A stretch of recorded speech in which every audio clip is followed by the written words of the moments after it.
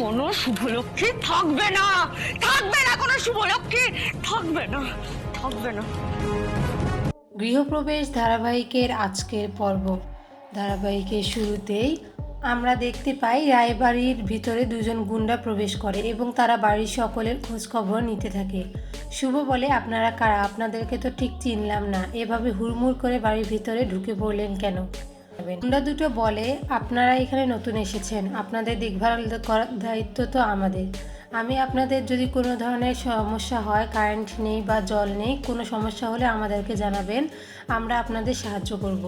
শুভ বলে, আমাদের এখানে যে কারেন্ট নেই বা জল নেই আপনারা কিভাবে জানলেন? গুন্ডা দুটো তখন হাসতে থাকে এবং বলে, আমরা সব খবর রাখি, আপনারা কোনো চিন্তা করবেন না, আমরা আপনাদের সব ব্যবস্থা করে দেব, শুধুমাত্র কিছু পারিশ্রমিক দিলেই হবে। শুভ বলে, আপনারা কারা যে আমরা আপনাদের টাকা দিতে যাব?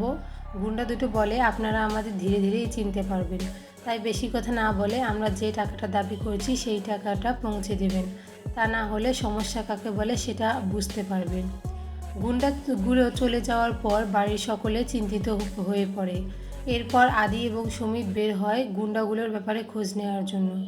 শুভ মনে মনে বলে, কোনো বিপদের মধ্যে পড়লাম, একদিকে মোহনা আরেকদিকে গুন্ডাগুলো, ব্যবসাটা ঠিকভাবে দাঁড় করাতে পারবো তো? পরবর্তী সিনে আমাদের আকাশের মাকে দেখানো হয়। সে মন্দির থেকে ফিরছিল, বাড়িতে ঢুকে আকাশকে দেখে সে অনেক খুশি হয়ে যায়।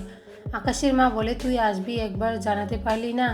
তাহলে তো সব গুছিয়ে রাখতাম। আকাশ বলে, আসার কোনো প্ল্যানিং ছিল না, হঠাৎ ছুটি পেয়ে গেলাম, তাই ভাবলাম তোমাদের কাছে চলে আসি। আকাশের মা বলে, একদম ঠিক কাজ করেছিস, এবার আমরা সকলে মিলে অনেক মজা করব। আকাশ বলে, মোহনাকে নিয়ে খুব চিন্তা হচ্ছে, ও না আবার কিছু করে বসে। আকাশের মা বলে, ও তো প্রতিদিন বাইরে বের হয়, ও আমাকে বলেছে নতুন করে হসপিটালে জয়েন করবে, তাহলে কি সে আমাকে মিথ্যে কথা বলেছে? পরবর্তী সিনে আমাদের মোহনাকে দেখানো হয়। সে পাগলের মতো আচরণ করছিল। আদি এবং শুভর একটা ছবি নিয়ে সে বলছিল, তোমার জন্য আমি আয়নকে পাচ্ছি না শুভলক্ষ্মী, তুমি আমাদের মাঝখানে এসে ভুল করেছ, তোমাকে আমি ছাড়বো না, নিজের হাতে সরিয়ে দেবো তোমাকে। পরবর্তী সিনে আমরা দেখতে পাই শুভ পাড়ার এক মহিলার কাছে ফোন করে গুন্ডাগুলোর ব্যাপারে খোঁজখবর নিয়ে জানতে পারে গুন্ডাগুলো খুবই বিপজ্জনক। অন্যদিকে আদি পাড়ার ছেলেগুলোর থেকে খোঁজ নেওয়ার জন্য যায় এবং সেখানেও আদি জানতে পারে এই গুন্ডা দুটোর জন্য পুরো পাড়া অতিষ্ঠ হয়ে আছে। আদি বলে, তাহলে তো এই ব্যাপারটা নিয়ে পুলিশের কাছে যেতেই হবে। পাড়ার লোকগুলো বলে, কোনো লাভ হবে না পুলিশদের কাছে গিয়ে। এরপর শুভ আদিকে ফোন করে এবং বলে থানায় যাওয়ার জন্য। পরবর্তী সিনে আমাদের থানায় দেখানো হয়, সেখানে শুভ এবং আদি গুন্ডাগুলোর ব্যাপারে কমপ্লেন করার জন্য গেছে। পুলিশ শুভ এবং আদির কাছে সব ঘটনা শোনার পর বলে, এসব সাধারণ ব্যাপার নিয়ে কেউ কি পুলিশের কাছে আসে? ওরা তো গুন্ডা নয়, পাড়ার এই ছেলে, আপনারা নতুন তাই আপনাদের কাছে আবদার করেছে মিষ্টি খাওয়ার জন্য, পরবর্তীতে যখন আসবে তখন কিছু খাওয়াবেন, দেখবেন ওরা আপনাদের হয়ে কাজ করে দেবে। পাড়ার লোকেরাই তো বিপদের দিনে এগিয়ে আসবে, ওদের সাথে ঝামেলা করে তো লাভ নেই।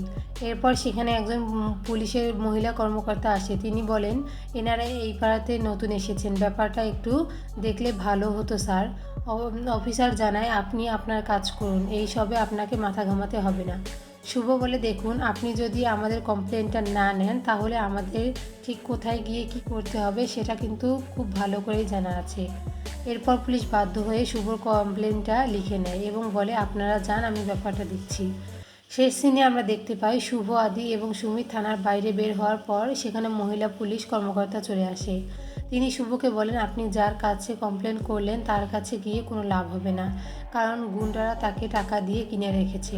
আপনার প্রথমে যে বড়বাবুর কাছে গিয়েছিলেন ওনার কাছে গেলেই আপনারা সমস্যার সমাধান পেতে পারেন। বড়বাবু ফিরলে আমি নিজেই ওনার সাথে কথা বলবো আর উনি ঠিক এই কেস তদন্ত করবেন। এরপর শুভ সেই মহিলা পুলিশ কর্মকর্তার কথাতে খুব খুশি হয়ে তাকে স্যালুট জানায়।